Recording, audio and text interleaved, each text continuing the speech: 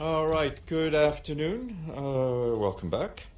Our guest today, who is joining us online, is Anjali Atrakar, the Assistant Secretary General of UN AIDS. She'll be joining us virtually to discuss the launch of the 2025 Global AIDS Update entitled AIDS Crisis and the Power to Transform. For those of you who don't have it, there's a report and QR codes in the back if you want to take a look at it. Tomorrow will be Friday, but it will be a busy day. At 11 o'clock, there'll be a briefing by Arafat Jamal, the UNHCR representative in Afghanistan. He will join us virtually to discuss the humanitarian situation in Afghanistan. Then at noon, my guest will be Carl Scow, who is, you know well, the Deputy Executive Director of the World Food Program. He will be here in person to brief you on his recent visit to Gaza. Also on Monday, I want to flag that Monday is July 14th. In addition to being Bastille Day, it is also the day that the Secretary General will be here to launch in person the Sustainable Development Goal Report 2025. He will be joined by the Deputy Secretary General Amina Mohammed and our Undersecretary General for Economic and Social Affairs, Li Junhua. That will be at 12:45, just after the briefing. I do expect the Secretary General to take one or two questions before leaving the Deputy Secretary General and Mr. Lee to answer questions on the report. A number of you, in fact, a large number of you, have asked me questions about our reactions to the sanctions imposed by the United States on Francesca Albanese, and I can say to you that the imposition of sanctions on special rapporteurs is a dangerous precedent. Francesca Albanese, like all other special UN human rights rapporteurs, is an independent human rights expert appointed by the UN Human Rights Council and reporting to the UN Human Rights Council. Special rapporteurs do not report to the Secretary General. He has no authority over them or their work. That being said, member states are perfectly entitled to their views and to disagree with reports by special rapporteurs, but we encourage them to engage with the UN's human rights architecture. The use of unilateral sanctions against special rapporteurs or any other UN expert or official is unacceptable. Turning to the situation in Gaza, and you've been asking us about the dire fuel shortage in the Gaza Strip, and I had promised you an update, and I can share one with you that was given to us by our good colleagues in the Office of the Coordination of Humanitarian Affairs, and they tell us that yesterday a UN team managed to bring in about 75,000 liters of fuel from Israel into the Gaza Strip. This is the first such provision in 130 days. As we mentioned yesterday, we and our humanitarian partners need hundreds of thousands of liters of fuel each day to keep essential life-saving and life-sustaining operations going, meaning that the amount entered yesterday isn't sufficient to cover even one day of energy requirement. Fuel is still running out, and services will shut down if greater volumes do not enter the Gaza Strip immediately. One partner, for instance, reported to us this week that in a matter of days, fuel shortages could cut off supplies to clean drinking water to about 44,000 children that depend on that water source. This just would further increase the risk of the lack of fresh water will only further increase the risk of waterborne illnesses such as cholera, diarrhea, and dysentery. Meanwhile, the Israeli military continues its operations across the Gaza Strip, including shelling and ground incursions. This morning, people waiting to get nutritional supplements were reportedly struck in Deir al-Balah. According to Al-Aqsa Hospital, the attack resulted in dozens of casualties, the majority of whom were women and children.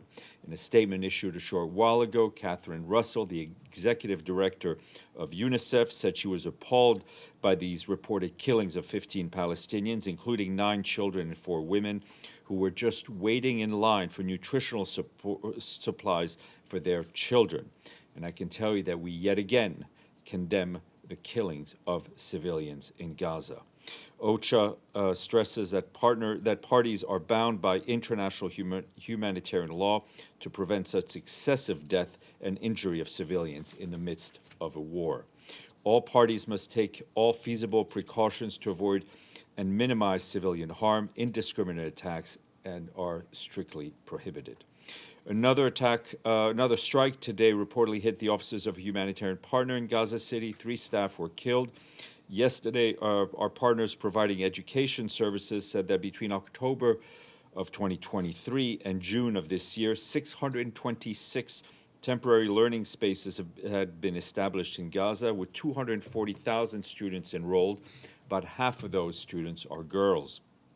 However, the partners say that only 299 spaces are currently operational due to the ongoing displacement orders, funding shortfalls, and a host of other challenges. Our humanitarian partners also, including first responders, health workers, and aid workers, continue to deliver food and other assistance under intolerable conditions, and they themselves are facing hunger. A number of our own colleagues are also facing hunger. They also face water scarcity and threats to their personal safety, just like everyone else in Gaza. As we've said time and time again, this catastrophic situation must end. A ceasefire is not only urgent, it is overdue, and all of the hostages need to be released unconditionally and immediately. Turning to the West Bank, our humanitarian colleagues there report and continue to warn of the intensification of operations by Israeli forces in northern areas. These operations are causing massive destruction, driving further humanitarian needs and dampening hopes of thousands of displaced families that they will be able to eventually go back home. Meanwhile, attacks and harassment and intimidation by Israeli settlers against Palestinians have become a daily reality, including a settler attack on July 3rd that led to the displacement of the Mujarrachat East Bedouin community in the central West Bank. This is the 9th community to be fully displaced in Ramallah and Jericho area since January 23, following the recurrent attacks by Israeli settlers. Turning to Lebanon, this morning in southern Lebanon, our UNIFIL peacekeepers faced aggressive behavior by a group of individuals. During a patrol in Sector West, several individuals blocked the peacekeepers and began throwing stones at them. Our peacekeepers were forced to use non-lethal smoke grenades to disperse the crowd. The Lebanese armed forces then arrived on the scene and the situation was brought under control. As a reminder, any attack against peacekeepers is a serious violation of Security Council Resolution 1701, and we call on the Lebanese authorities to bring the perpetrators to account. Yesterday, UN peacekeepers also discovered 2 unauthorized weapons caches in Sector West, including 3 tunnels containing non-operational military cannon, as well as operational rockets and explosives. The day before, UNIFIL also found unauthorized ammunition boxes in Sector East. All of these caches were referred to the Lebanese armed forces for disposal. In southern Lebanon, also continuing there, our UNIFIL colleagues report military presence of Israeli defense forces, as well as air and ground activities, including in the area of Kafir Kila. Yesterday, peacekeepers observed 11 IDF activities in their area of operations.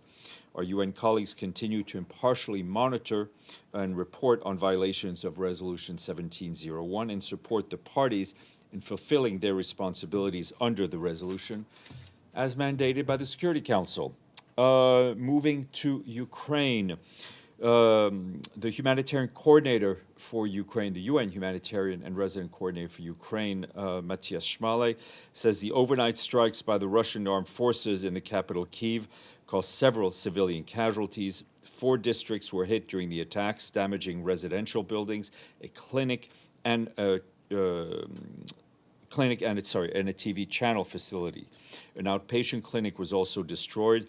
Meanwhile, authorities also report civilian casualties following missile and drone attacks across the country. In the Donetsk region, 9 people were killed and 10 were injured, with damage to nearly 70 homes in 20 towns and villages in the area. The regions of Kherson, of Kharkiv, and Zaporizhzhia were also impacted, with reports of additional casualties and damage to civilian infrastructures, including ambulance and health facilities. Overnight attacks also struck 4 more regions in Cherniv, in Suny, in Poltava, and in Kropyvnytsky, as part of the continued pattern of widespread strikes beyond frontline areas. Humanitarian teams provided psychological support, hot meals, and repair materials. And for its part, our UN Human Rights Monitoring Mission in Ukraine today said that June saw the highest monthly civilian casualties in 3 years in Ukraine, with 232 people killed and 1,433 injured.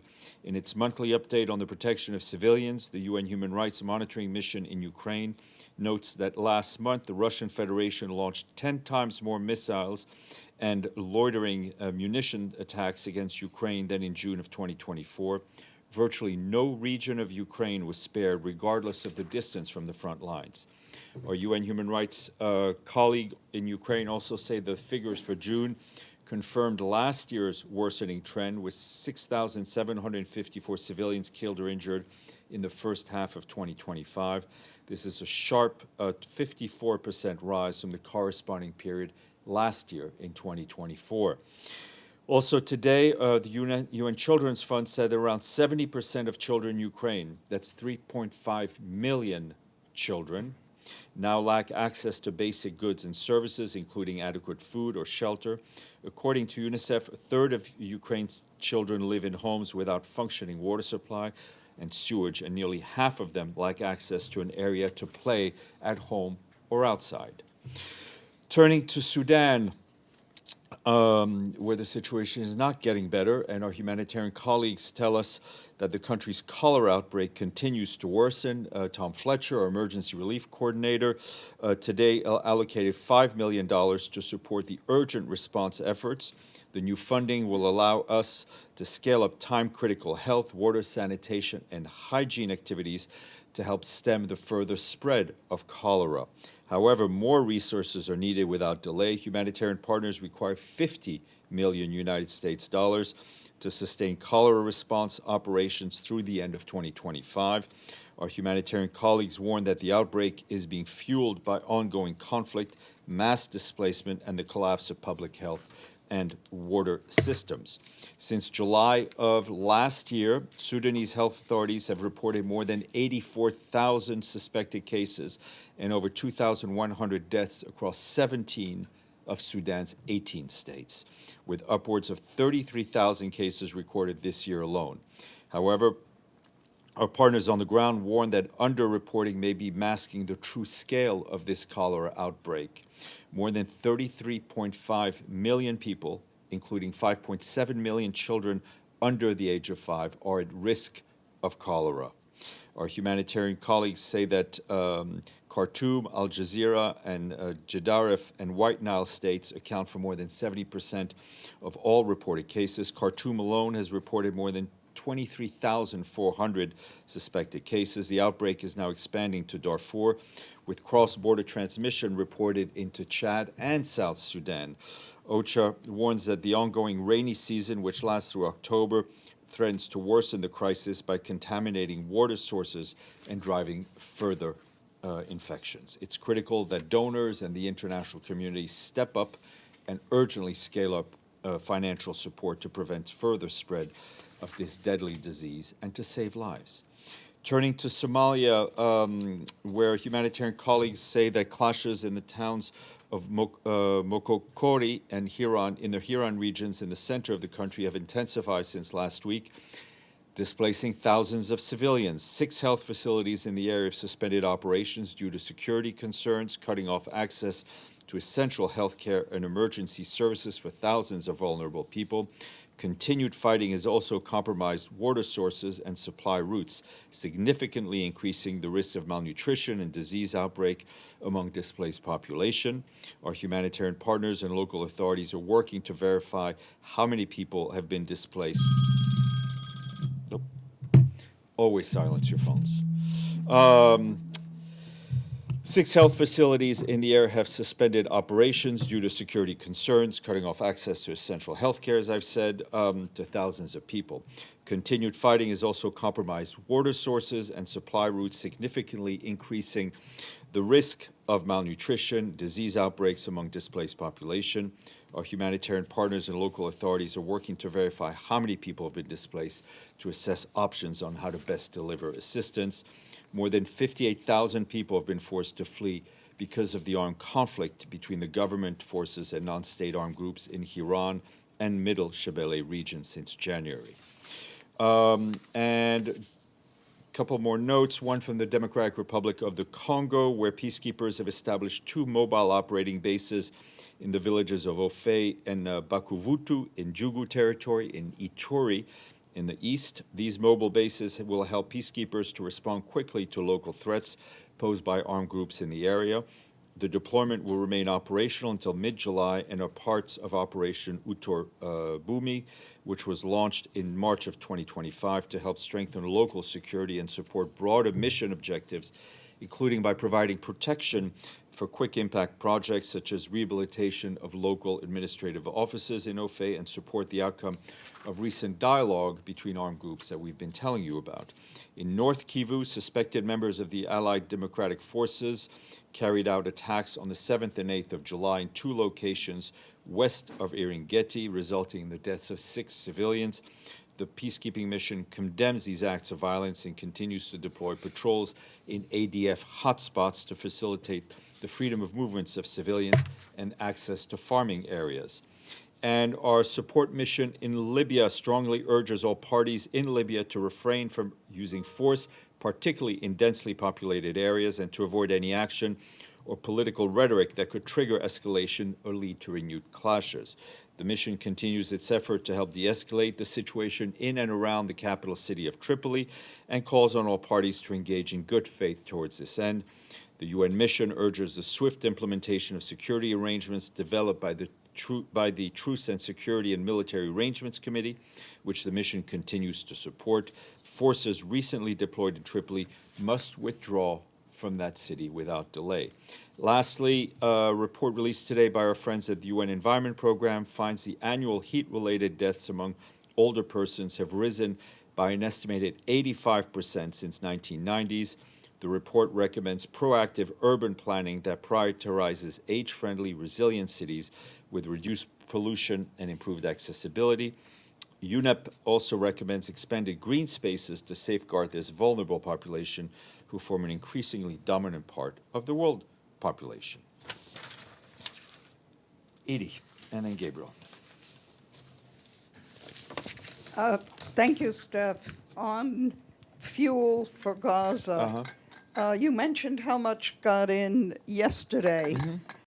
UN try again today to get in more fuel, and did anything happen? No, there's no new fuel. We keep asking and we keep wanting for more fuel to get in, but no new mission is going on today. Gabriel, yep. Thank you, Steph. Does the Secretary General support Francesca Albanese on a personal level?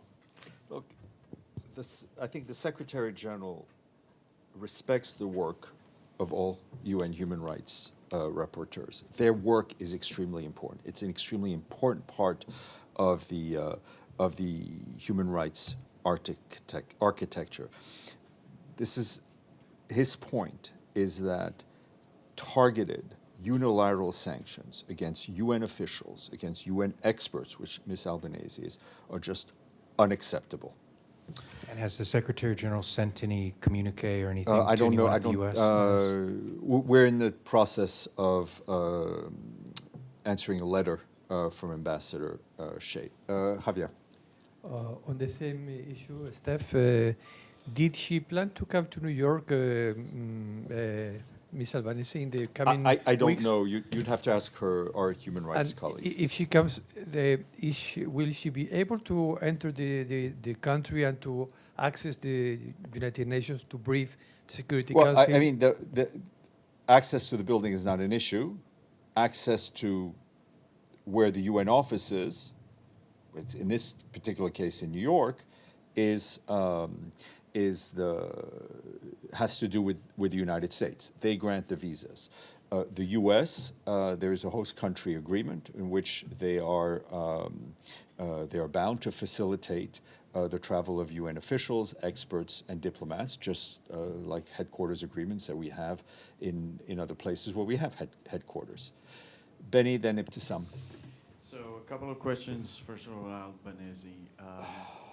There have been some condemnations by other countries other than the U.S. of her work as anti-Semitic, including France, which you mentioned in the context of July 14. Does that enter into the calculation of the unacceptable line? Look, the Secretary General is not in the business of commenting on the work of the special rapporteurs. They're independent. Those mandates are given to them by member states. Special rapporteurs, as I told Gabriel, have an important role to play in the human rights architecture. If if member states are unhappy with the work of special rapporteurs, and frankly, if you look at the series of special rapporteurs who have country-based or thematic-based mandates, there are a lot of member states who are not happy with one or different special rapporteurs at different times. That's their right. But our message is engage diplomatically with the UN human rights architecture and don't issue targeted sanctions. On another topic, in your chronicling of West Bank issues, Yeah. I'm sorry if I missed that because I was like looking at something else, but did you mention today's murder of an Israeli in Gush Etzion?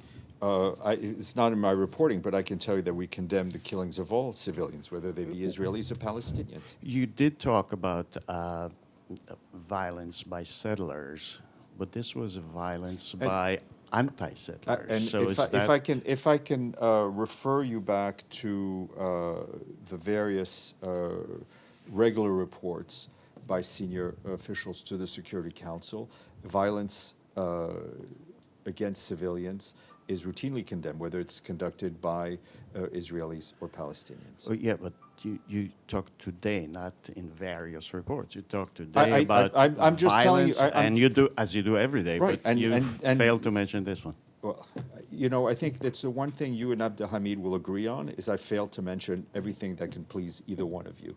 Ibtisam. Thank you. A follow-up on Albanese. The Human Rights Watch issued a statement on this issue, and I'm going to read one line in which they say UN and ICC member countries should strongly resist the U.S. government's shameless efforts to block justice for the world's worst crimes. Sorry, this is Human Human Rights Rights Watch or Watch. UN Watch? Human Oh, Rights. Human Rights. Okay, sorry. Yeah. I've Not switched UN. gears then. Okay, thank you. No, Human Rights Watch. So in their statement, they also say that that government should strongly resist the war and condemn the outrageous sanction on Albanese. So I guess my question here, the following. These attacks on Albanese comes, they are not isolated. There were attacks against UNRWA, attacks against Navy Pillay and her committee, any human rights, even UN human rights, are not able to get visas to Israel international staff, etc. So what and if you remember also, Israel actually declared a few years ago 6 Palestinian human rights organizations and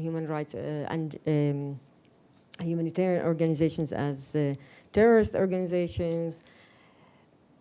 And yet, we have constantly the reaction from your office, yes, you don't agree with these steps that taken by US or Israel, but there is no clear public condemnations?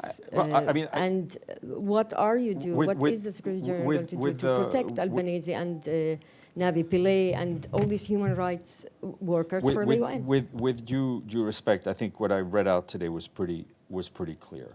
I'm not going to disagree with the points, the examples that you've raised, but let's take a step back and look at the attacks on the UN human rights architecture across the board. There are a lot of countries who face country mandates who don't allow their special rapporteurs to get in. We had the case of Venezuela not too long ago that expelled our human rights colleagues. And I think this folds into what the Secretary General referred to 10 days ago when he spoke about the Charter, and saying that it was really unacceptable for member states to have an a la carte approach to the Charter, to have an a la carte approach to the UN's human rights architecture, which was not drawn up by Antonio Guterres. It was drawn up by member states themselves. All of these member states have put their signature to this system. Engage with it. Work with it. That is our message. Yes, sir. Hi, Steph. So reports have come out that the intergovernmental organization BRICS is increasingly trying to challenge the US dollar and the US-led economic order, to which President Donald Trump publicly responded by threatening to impose tariffs on any state that allies with or complies with this bloc. My question to you is, has the Secretary General been in contact with any lead officials of BRICS since their recent summit? And does he view their attempted expansion as beneficial or harmful to international peace? Thank you. Secretary General was at the BRICS summit, as you well know. It's not the role of the Secretary General to get involved in payment systems and all those things. But I think his message has been very clear. We do not want to see more divisions in the global economic system, in the global trade system. Again, as for human rights, there is a global trade architecture that was created by member states. Use that, work with it, and ensure that it is fair to all. Abdelhamid. Thank you. Albanese put a report to the Human Rights Council. It's called From the Economy of Occupation to the Economy of Genocide. Mm-hmm. In fact, it mentioned a number of companies like IBM, Microsoft, and others who are helping Israel with committing this war of genocide. Does the SG feel that what these information are valid and it should be highlighted and he should express his concern about these companies? Look, it is, it doesn't need the SG to be highlighted. I think it's getting quite a lot of coverage as it is. Again, the Secretary General is not going to be drawn into commenting on the work of these independent rapporteurs. I think his message to the private sector, as it always has been, is that the private sector has a critical role to play in ensuring that human rights are respected in their day-to-day work. Thank you. My second question, 82 Palestinians were killed in the last 24 hours. And by the way, the man who was killed in Atzion is a soldier and is not a civilian. I'm sorry to say that, but I have to say. Okay, but 82 Palestinians, including those who were lining for food near the GHF. So now the number had reached over 57,700 Palestinians killed and 137,000 wounded. You normally remind us of the numbers. Why? I mean, Abdelhamid, with all due respect, I talked about what happened today. I talked about the children that were killed waiting to get nutritional supplement. We condemn their killing. I convey to you the information that I have. Alex. Thanks, Steph. Firstly, on Iran, is there any progress between Iran and IAEA on Iran nuclear issue? Please call Vienna. All right. Secondly, quick follow-up on Ms. Albanese. So just to make it clear, Sorry, go ahead. Let's go. On Ms. Albanese, as Yeah. for now, we don't know what the consequences of these sanctions will be, right? Is it correct? Well, my understanding from what I've seen publicly reported is that she will not be allowed, unlikely to receive a visa to come to the United States. Can I have one more?